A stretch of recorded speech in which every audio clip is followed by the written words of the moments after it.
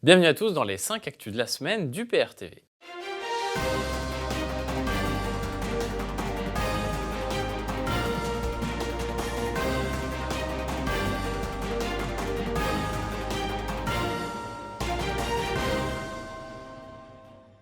Et nous commençons tout de suite avec le Conseil d'État qui estime ne pas avoir eu le temps de garantir au mieux la sécurité juridique de la réforme des retraites. L'institution déplorant aussi les projections financières lacunaires du gouvernement et un recours aux ordonnances qui fait perdre la visibilité d'ensemble. La gauche veut une autre réforme. Alors cela part peut-être d'un bon sentiment, mais c'est tout simplement impossible dans le cadre des traités européens. Pour avoir un véritable retrait de la réforme, il faut la révocation de son commanditaire, autrement dit, il faut sortir de l'Union européenne. Ensuite, il sera temps d'analyser s'il y a vraiment un problème de financement des retraites, une fois que seront récupérées les sommes folles englouties par la construction européenne et que l'économie sera relancée par la sortie de l'euro. 61% des Français pensent que Macron devrait retirer la réforme des retraites selon un sondage Elab pour BFM TV qui révèle aussi l'opinion très maussade des Français sur Emmanuel Macron. Seulement 14% des sondés jugent que son action est satisfaisante et 62% jugent qu'elle est décevante. Macron se défend d'être un dictateur et pourtant il poursuit aveuglément sa réforme des retraites alors que le pays se soulève et que l'on observe un recours accru à la violence. L'armée conteste à son tour le projet de réforme des retraites. Pour le Conseil supérieur de la fonction militaire, certaines dispositions fragilisent notre modèle d'armée et plus généralement la condition militaire. Alors que les calculs montrent que la réforme va aggraver les déficits, de très nombreuses professions font entendre leur désaccord. Après les personnels hospitaliers, les pharmaciens, les professeurs, les psychologues d'orientation scolaire et les avocats, c'est maintenant au tour de l'armée. Une manifestation nocturne contre la réforme des retraites était organisée à Lille. Malgré l'interdiction du préfet, les manifestants ont brandi des flambeaux. Les protestations se multiplient contre cette réforme, blocages, coupures de courant, menaces, y compris contre Macron, perturbations diverses. Combien de temps Macron va-t-il encore tenir ? La loi contre la haine s'est transformée en loi sécuritaire au nom de la lutte antiterroriste. En effet, cette loi impose désormais aux plateformes de retirer en 1 heure des contenus qui, d'après la police, relèvent du terrorisme. La police décidera seule, sans le contrôle d'un juge. Cette loi donne tout simplement à l'exécutif le pouvoir de censurer sans avoir à passer par un contre-pouvoir judiciaire. C'est la porte ouverte à toutes les dérives dictatoriales. Ainsi, l'honneur des députés exigerait qu'ils rejettent la loi dans son ensemble. De sources concordantes, au moins 3 industriels américains sont sur les rangs pour prendre le contrôle de Photonis, le leader mondial de la vision nocturne. Safran et Thales ont décliné l'appel des pouvoirs publics à candidater. Dans une lettre adressée aux députés inquiets de cette session et de celle de l'ATCOR, le Premier ministre s'en remet à l'examen par Bercy. Après Alstom et l'ATCOR, voici Photonis. Quand allons-nous cesser de démanteler notre défense nationale ? Ces cessions sont des trahisons face aux intérêts de la France qui se laissent assujettir par les États-Unis. Libérons-nous au plus vite de l'Union européenne, de l'euro et de l'OTAN avant qu'il ne soit trop tard. L'OMS corrige son évaluation sur le coronavirus de la menace qui passe à élevé à l'international. Apparu début décembre sur un marché de Wuhan, le coronavirus a déjà fait 80 morts et près de 2700 personnes ont été contaminées en Chine. En France, 3 cas ont été recensés à Bordeaux et Paris. Le gouvernement français va organiser un rapatriement par voie aérienne directe pour les Français de la région de Wuhan en milieu de semaine. Les tarifs de l'électricité vont augmenter de 2,4% pour les tarifs bleus résidentiels ainsi que pour les tarifs bleus applicables aux consommateurs professionnels éligibles. Ce projet a été transmis pour avis au Conseil supérieur de l'énergie. Cette hausse tient compte de l'augmentation du coût de l'approvisionnement sur les marchés, mais aussi de la prise en compte du rattrapage sur 2 ans de l'écart entre coûts et tarifs au cours de l'exercice 2019. L'électricité française était la moins chère du monde. Rappelons qu'EDF a été contrainte par la Commission européenne d'augmenter ses prix fortement pour que ses concurrents puissent entrer sur le marché de l'énergie. Et cela pour répondre aux obligations de libre concurrence du marché européen et aux contraintes de l'article 106 du traité sur le fonctionnement de l'Union européenne. Le déficit du budget de l'État français s'est établi à 113,93 milliards d'euros à la fin de novembre. Il se creuse par rapport à son niveau de 95,64 milliards d'euros à la même période il y a 1 an. L'Union européenne, de manière très dogmatique, impose une politique d'austérité à la France au travers des GOPE. Or, le déficit se creuse. Pourquoi ? Eh bien, tout simplement parce qu'avec une politique d'austérité, le pouvoir d'achat baisse, donc l'activité aussi, et donc également les entrées fiscales. Le risque est d'entrer dans une spirale destructrice de déflation qui est précisément ce qui menace actuellement la zone euro. Dans le cadre de son pacte productif, le président de la République devrait s'engager sur une baisse significative des impôts de production payés par les entreprises. Diminuer les impôts des entreprises va davantage enchanter les actionnaires que de résoudre les problèmes économiques fondamentaux de la France. Le cœur de ces problèmes réside dans le fait que nous n'avons plus aucun contrôle sur l'économie de notre pays, nous ne contrôlons plus notre monnaie, et le modèle économique de libre concurrence et de libre circulation des marchandises et des capitaux a été coulé dans le marbre des traités européens via les articles 32 et 63 du traité sur le fonctionnement de l'Union européenne. La BCE maintient sa politique ultra accommodante pour soutenir l'économie de la zone et l'accès au financement des acteurs économiques, et notamment des entreprises, chez qui la BCE a noté un affaiblissement des demandes des prêts. De leur côté, les ménages continuent d'emprunter pour des achats immobiliers. Les ménages continuent-ils vraiment de s'endetter ou augmentent-ils la limite de ce qu'ils peuvent emprunter à cause d'un pouvoir d'achat en baisse constante? En réalité, le quantitative easing de la BCE manque sa cible et ne va faire que renflouer les acteurs économiques riches. Le système financier de la zone euro reste en fait au bord de l'effondrement, comme l'a encore expliqué récemment le youtubeur Troublefait. L'Europe a besoin de capacités militaires crédibles, selon von der Leyen, qui a affirmé que ces capacités sont nécessaires pour répondre aux crises et que l'Union européenne a déjà mis en place les éléments constitutifs d'une Union européenne de la défense. Selon elle, elle est complémentaire de l'OTAN et elle est différente. Cette Europe de la défense serait bien plus que complémentaire de l'OTAN puisqu'elle lui serait soumise. En effet, l'article 42 du traité de l'Union européenne inféode la défense de l'Union européenne à l'OTAN.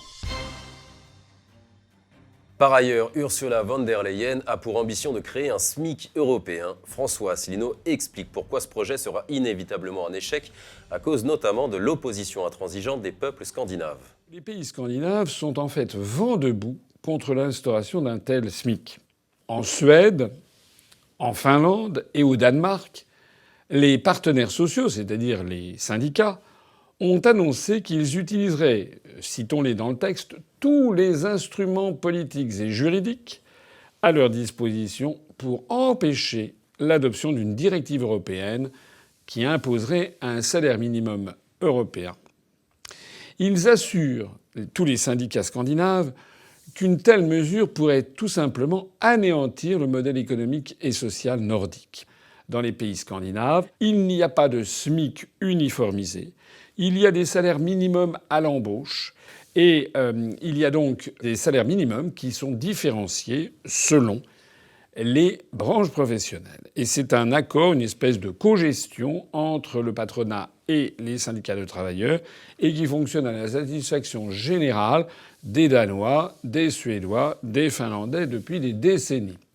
Et les Suédois, les Danois et les Finlandais ne veulent absolument pas qu'on touche à ce système, dont ils sont très fiers, et ils exigent donc le rejet de tout projet de directive de SMIC européen.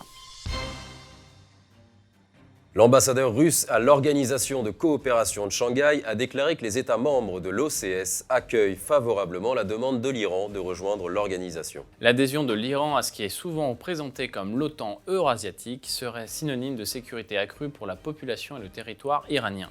Cette sanctuarisation pourrait constituer la véritable vengeance de l'assassinat du général Soleimani. 375 milliards. C'est l'équivalent en euros du montant des investissements prévus par le gouvernement russe pour moderniser une Russie à l'économie anémique. Avec ces investissements, sa sécurité aussi bien militaire, alimentaire ou énergétique, avec ses nouvelles alliances avec la Chine et l'Asie centrale, la Russie achève son redressement spectaculaire et son grand retour sur la scène internationale. Elle participe ainsi à la construction du grand espace économique et politique eurasiatique. À la conférence Dialogue Resina 2020 à New Delhi, le ministre des Affaires étrangères Sergueï Lavrov a déclaré que de nombreux centres de pouvoir économique et d'influence politique se développaient, montrant ainsi que le G7 ne pouvait plus décider de tout. Il faut dire aussi que le PIB en parité de pouvoir d'achat des BRICS vient de dépasser celui du G7. La Russie, qui avait été suspendue du G7 en 2014, s'en est définitivement retirée en 2017. Et passons maintenant aux bonnes nouvelles de la semaine. Il y en a et ça concerne le Brexit. Tout d'abord, nous apprenons que même sous la pression de Washington, Londres ne fléchit pas sur la taxe GAFA. Même si le secrétaire d'État américain au Trésor a menacé Boris Johnson de mesures de représailles commerciales, le ministre britannique des Finances a lui confirmé qu'elle entrerait néanmoins en vigueur en avril. Le Royaume-Uni redevient un État souverain qui sait se faire respecter. La comparaison avec l'attitude de Bruno Le Maire en France est sans équivoque. Et enfin, le Parlement britannique donne son feu vert définitif. Les étapes suivantes pour l'accord de sortie sont la promulgation par la reine d'Angleterre et la ratification par le Parlement européen. Le Brexit est un événement d'envergure historique qui aura maintenant lieu de manière certaine. Nous le fêterons en grande pompe ce 31 janvier. Et voilà, c'est déjà fini pour cette édition. N'hésitez surtout pas à réagir à toutes ces nouvelles dans les commentaires. Et cette semaine, nous nous quittons sur la présentation de Michel Lecoq, le candidat UPR aux élections municipales de Saint-Maur-des-Fossés. Excellente semaine à tous. Je suis donc Michel Lecoq, je me présente ici à Saint-Maur-des-Fossés pour les municipales qui auront lieu le 15 et le 22 mars. Saint-Maur-des-Fossés, je connais bien, j'y suis né pour tout dire, j'y ai fait toute mon enfance, ma scolarité. J'ai ensuite exercé ma profession de médecin généraliste sur Saint-Maur depuis 35 ans, j'ai vissé ma plaque en janvier de 1985. Une liste qui est en cours de constitution avec 49 colistiers et les valeurs de l'UPR que nous mettons en avant toute chose. Moi, je choisis de proposer une approche un petit peu différente, c'est-à-dire de proposer aux Saint-Mauriens de partir des réalités. C'est-à-dire que les réalités sont en particulier de quels moyens dispose aujourd'hui le maire ou la commune pour mettre en place un certain nombre de choses. Il faut bien comprendre que le maire a été dépossédé de beaucoup de ses fonctions, même s'il en garde de nombreuses toutefois. Construire un programme, c'est surtout d'abord savoir écouter les Saint-Mauriens sur ce qu'est leur quotidien. Et donc, pour cela, le référendum d'initiative locale sur des questions importantes, il est essentiel, bien entendu. Parce que, bien entendu, les constructions, le béton qui sort de partout, les Saint-Mauriens qui se font littéralement, disons-le, racketter par le système de stationnement, dont les gens n'ont pas compris que, par exemple, toutes les bornes de stationnement payant, c'est un détail technique, mais il faut le dire, toutes les bornes de stationnement sont interconnectées. Donc, de toute manière, les cueilleurs d'amendes qui sont pilotés par la société privée, de toute manière savent que dans 3 minutes, là, il y a une voiture qui va dépasser le chrono. Et donc, les gens sont révoltés de se faire racketter de la sorte. Alors, déjà, ils ne payent pas moins d'impôts locaux, et en plus, on leur fait les poches par d'autres biais. Donc, tout ça, ce sont des réalités dont il faut partir. Partir des réalités, ça me semble être la base, autour des valeurs. Alors, le casier judiciaire vierge, le projet formel de lutter contre la corruption et les petits arrangements entre amis, qui sont le début de la corruption à mon sens. Le référendum d'initiative locale, j'en ai parlé. Après, davantage de choses seront développées dans ma profession de foi, puisqu'elle sera surtout bâtie en fonction de ce que les Saint-Mauriens ont commencé de me faire remonter de leur quotidien. Les Saint-Mauriens sont-ils bien informés qu'ils auront le choix entre réélire la municipalité sortante ou éventuellement une liste sous la bannière de Macron, ou bien de se réveiller et de proposer autre chose pour la commune. Ce sera aux Saint-Mauriens d'en décider.